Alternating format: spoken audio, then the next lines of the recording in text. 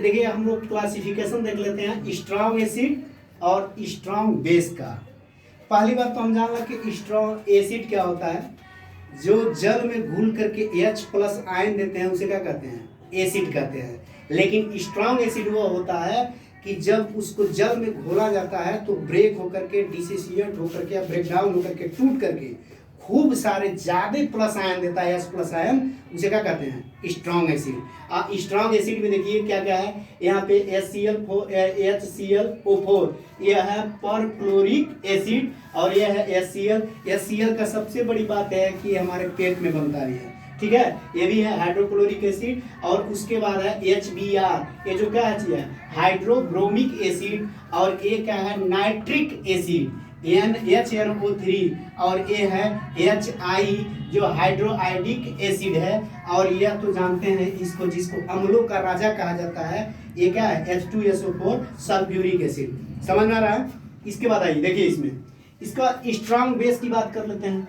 Strong base को जब किसी जब लिक्विड में या वाटर में जब इसको घोला जाता है तो ये क्या करता है, OH ऋण आयन देता है। क्या देता है, OH ऋण आयन, यानी OH आयन देता है। और ये देखिए आप जानते हो कि केमिकली सीरीज जो पढ़े हो तो सबसे ऊपर कौन सा एलिमेंट है, लिथियम है ना। अब देखिए यहाँ से lithium hydroxide, sodium hydroxide, potassium hydroxide, calcium hydroxide, strontium hydroxide, अब बेरिलियम हाइड्रोक्साइड। इसमें तो कोई दिक्कत है नहीं। अब यहाँ से देखिए इसके कुछ चीजें देख लीजिएगा। ये देखिए यहाँ से अगर बेस प्लस एसिड मिलाते हैं, बेस और एसिड को क्या करते हैं, रिएक्शन कराते हैं, तो हमको दो ही चीज मिलता है। तो सब लोग जानते हैं सॉल्ट मिलता है प्लस वाटर मिलता है। लेकिन इसमें देखिए अगर बेस की बेस की जो क्वांटिटी है, अगर उसकी मात्रा जो है, अगर वो चीज क्या है, प्राकृतिक नेचर जो है, वीक एसिड है, वीक है, और यह एसिड जो है स्ट्रॉन्ग है, तो इस कंडीशन में साल्ट और नमक तो बनेगा, लेकिन असर आ जाएगा किसका, स्ट्रॉन्ग एसिड का, और यहाँ बना लेगा एसिडिक एसिड बना लेगा, एसिडिक सॉल्ट बना लेगा, राइट। अब देखिए अगर हम इसके जगह पे स्ट्रॉन्ग बेस ले लें और वीक एसिड ले लें, तब भी नमक ही बनेगा और वाटर बनेगा। लेकिन अब जो यहाँ सॉल्ट बनेगा वो क्या बनेगा, बेसिक बनेगा। लेकिन यहाँ पे देखिए स्ट्रॉन्ग बेस और प्लस स्ट्रॉन्ग एसिड, अगर ये दोनों स्ट्रॉन्ग है तो आप जानते हो कि जब दोनों एसिड और बेस एक तरह से होता है तो न्यूट्रलाइजेशन रिएक्शन हो जाता है। यहाँ पे क्या होगा, नमक तो बनेगा लेकिन बनेगा न्यूट्रल। समझ आ रहा है। अगर वीक बेस है और वीक भी क्या है, एसिड है, और दोनों को रिएक्शन कराया जाएगा तो यहाँ पर भी क्या बनेगा नमक और पानी ही, लेकिन बनेगा न्यूट्रल। अब एक किसी का कमेंट है, एक CBSE बोर्ड का जो पेपर हुआ था उसमें दिया है कि mild non corrosive basic salt is. अब इसमें देखो क्या कर दिया है, ध्यान दीजिएगा। एक कैल्शियम हाइड्रोक्साइड, सोडियम क्लोराइड, और इसमें क्या कह रहा है, सोडियम हाइड्रोक्साइड, और ये दिया सोडियम बाइकार्बोनेट, जिसे कहते हैं सोडियम हाइड्रोजन कार्बोनेट भी कहा जाता है। अब इसे बेकिंग सोडा भी कहा जाता है ना।